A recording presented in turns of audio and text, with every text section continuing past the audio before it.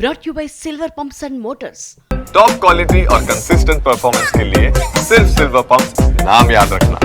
ఎన్నికల ముందో లెక్క, ఎన్నికల ఫలితాల తర్వాత మరో లెక్క. ఏపీలో ఏ నియోజకవర్గానికి వెళ్లినా జనసేన నేతల నోటి వెంట వస్తున్న మాట ఇదే.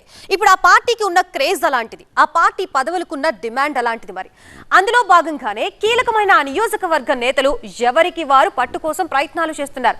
కీలకమైన పదవుల్ని దక్కించుకునేందుకు పావులు కదుపుతున్నారు.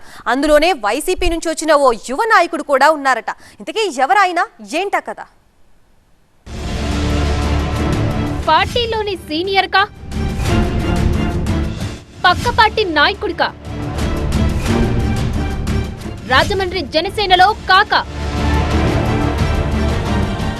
ఎంకిపెళ్లి సుబ్బి చావుకొచ్చినట్లయింది. డిప్యూటీ సీఎంగా ఉన్న పవర్ స్టార్ సినిమా రిలీజ్ ఓ నాయకుడి ఊస్టింగ్ కి కారణమైంది. జూన్ 1 నుంచి థియేటర్ల బంద్కు నిర్ణయించారన్న వివాదానికి సంబంధించి జనసేన రాజమండ్రి సిటీ ఇన్ఛార్జ్ సినీ డిస్ట్రిబ్యూటర్ అనుశ్రీ సత్యనారాయణపై పార్టీ నాయకత్వం వేటు వేసింది. అవాంఛనీయమైన థియేటర్ల బంద్ పిలుపు నిర్ణయంలో మీరు భాగస్వాములేనని తీవ్ర ఆరోపణలు వచ్చినందున మీ సభ్యత్వాన్ని రద్దు చేయడంతో పాటు రాజమండ్రి నగర బాధ్యతల నుంచి తొలగిస్తున్నామని సస్పెన్షన్ లెటర్ పంపింది పార్టీ నాయకత్వం. ఆరోపణలు సత్యమో కాదో నిరూపించుకునే వరకు పార్టీ కార్యక్రమాలకు దూరంగా ఉండాలని ఆదేశించారు. సినిమా డిస్ట్రిబ్యూటర్ గా ఉన్న తనపై రాజకీయ కక్ష తీర్చుకునేందుకు ఇదంతా దిల్ రాజు పన్నిన పన్నాగమని ఆరోపించారు జనసేన నుంచి సస్పెండ్ అయిన అనుశ్రీ సత్యనారాయణ.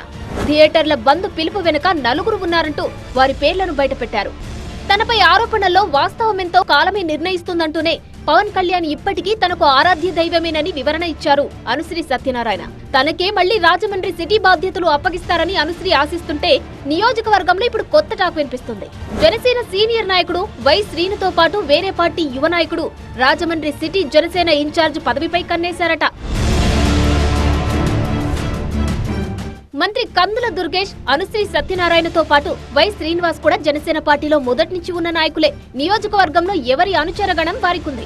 అందుకే అనుశ్రీని మళ్లీ తీసుకోకపోతే ఛాన్స్ దక్కుతుందని ఖర్చీపేసి పెట్టారట శ్రీనివాస్. అదే సమయంలో జనసేన ఇన్ఛార్జ్ రేసులో అనూహ్యంగా మరో పేరు వినిపిస్తుంది. ఆయనే జక్కంపూడి గణేష్. గణేష్ రాజానగరం మాజీ ఎమ్మెల్యే జక్కంపూడి రాజా తమ్ముడు. ప్రస్తుతం వైసీపీలోనే ఉన్న కొందరు నాయకులతో పొసగకపోవడంతో ఆలోచనలో పడ్డ గణేష్ రాజమండ్రి సిటీ జనసేన పదవిపై కన్నేశారనే ప్రచారం జరుగుతుంది.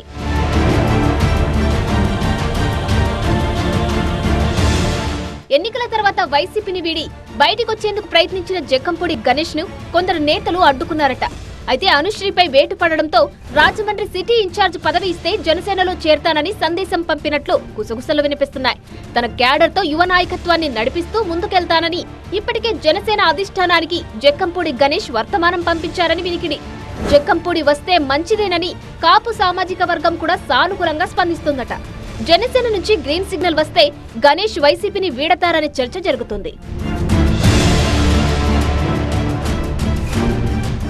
రాజమండ్రి సిటీ జనసేన ఇన్ఛార్జ్ పదవిపై అప్పుడే కొందరి ప్రయత్నాలు మొదలైతే సస్పెన్షన్ వెనక్కి తీసుకుని తననే కొనసాగిస్తారనే నమ్మకంతో ఉన్నారట అత్తి సత్యనారాయణ. ఆయన ఆశపడుతున్నట్లు పార్టీ నాయకత్వం మరో ఆలోచన చేస్తుందా? కొత్త నాయకత్వానికి రాజమండ్రి సిటీ పగ్గాలు అప్పగిస్తుందో చూడాలి మరి.